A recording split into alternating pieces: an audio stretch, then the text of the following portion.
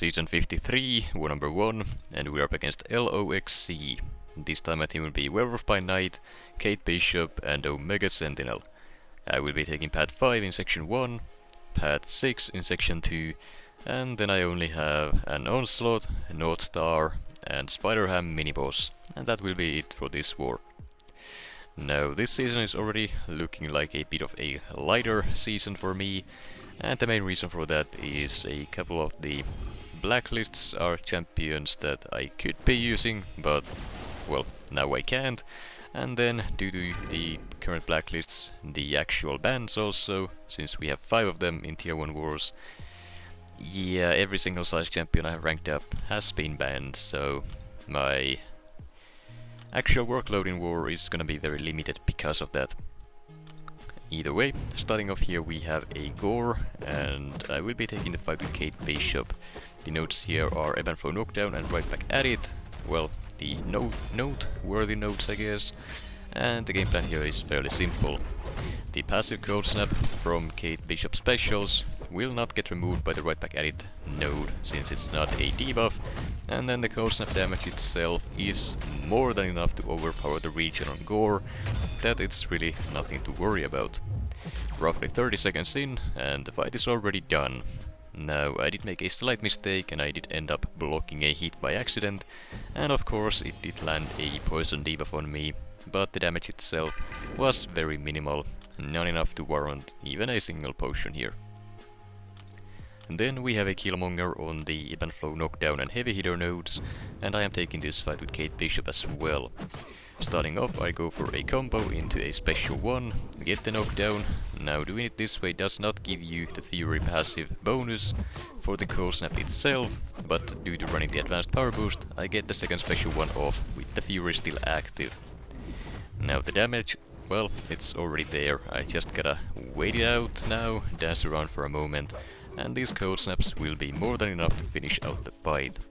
To speed things up though, I went ahead and punished Killmonger special 1 with a heavy attack for the knockdown, and that was, well, not necessary, but it got the fight done faster. Then a quick cut there to put on the recoil masteries, since the next fight will be with Omega Sentinel. We have a Bishop on the power speed up unblockable and superior specials node, and I am taking it with OS.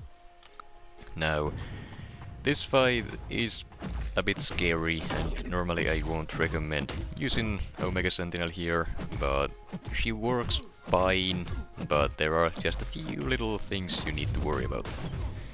For one, there is the unblockable specials, as well as the 200% passive prowess.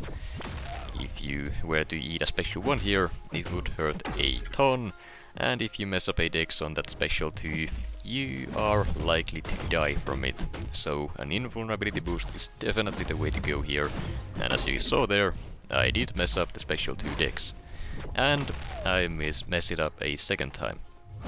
Now, previously I have stated that using plasma debuffs against Bishop is not a good idea due to the feedback damage or whatever it's called.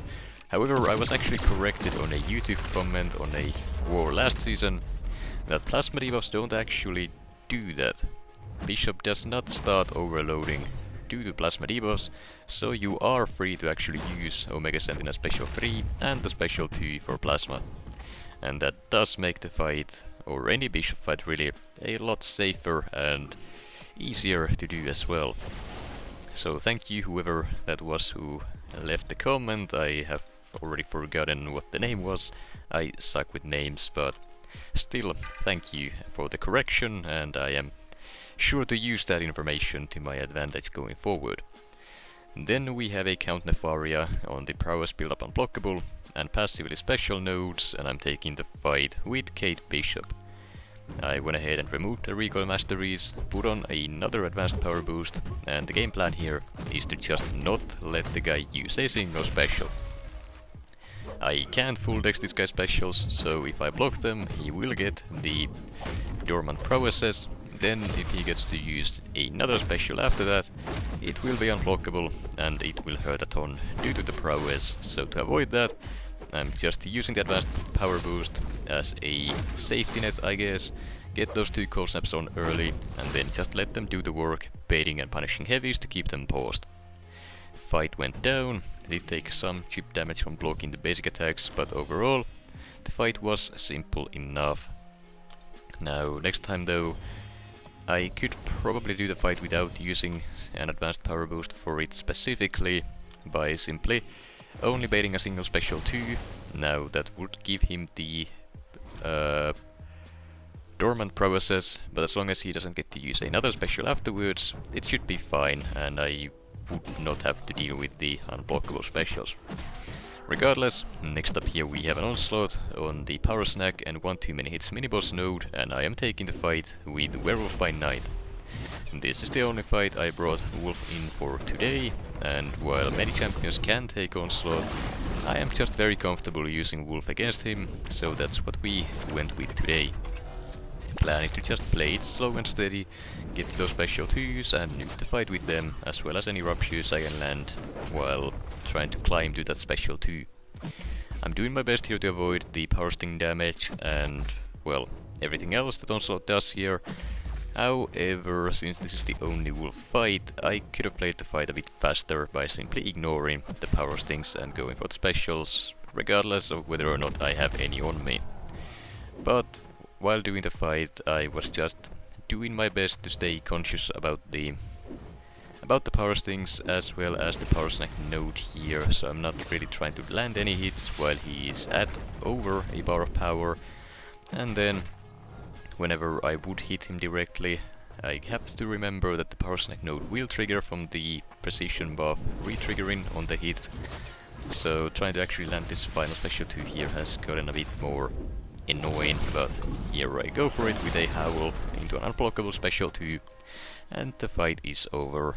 Finish the fight with almost a full yellow bar, and overall the fight can be done a lot faster if you're just not too bothered by taking some chip damage here and there. And then we have a Northstar here on the Mega Stand, and when I open miniboss node with inevitable power efficiency, and I will be taking the fight with Omega Sentinel, starting with the heal block debuff as usual. I did also go ahead and cut out the part where I put the recoil masteries back on, since that's kind of a pointless thing to show over and over. However, the plan here with Omega Sentinel is pretty simple, really. I just gotta build up power to a special 3, and then go for a knockdown to remove the Mega Stand node.